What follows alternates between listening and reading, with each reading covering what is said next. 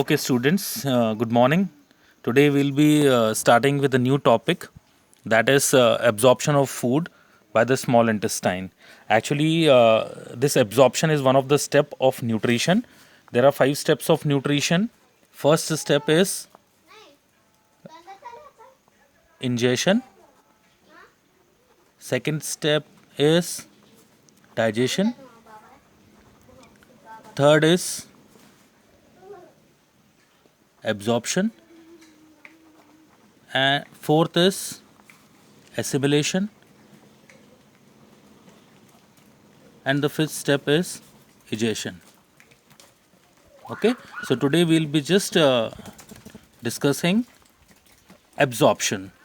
Absorption of the food takes place in the small intestine. Maximum food get absorbed in the small intestine only. And now today we'll be just talking about how this food get absorbed in the walls of the small intestine, and what is the reason behind that maximum food get absorbed in these walls of the small intestine. What is the speciality of these walls to absorb the maximum food without wasting a single bit of that, because our body has taken lots of done stress and lots of work the body has done in order to digest the food, and after the digestion the food becomes liquid. It comes in the form of a liquid. Now that liquid needs to be absorbed in the small intestine, and as we know that the maximum food get absorbed in the small intestine only, and what increases the absorption in the small intestine, that is something which we have to understand today. Okay, so here you will be finding, here I have just drawn the diagram or a pipe like structure.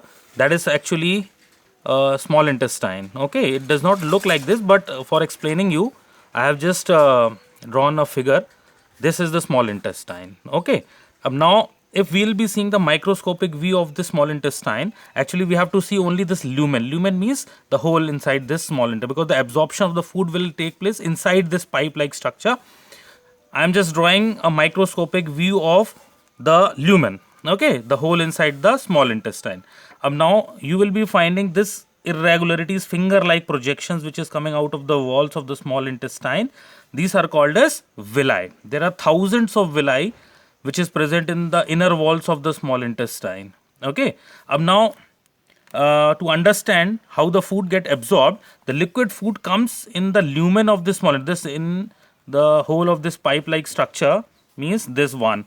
The food get accumulated, liquid food get accumulated all over here in this gap.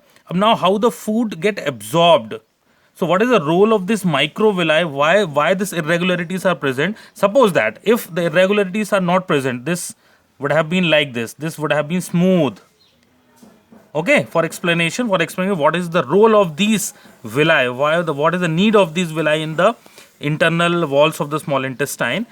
That we have to understand. Suppose that if these these villi are not present, if suppose that it is smooth from inside, then what would have happened?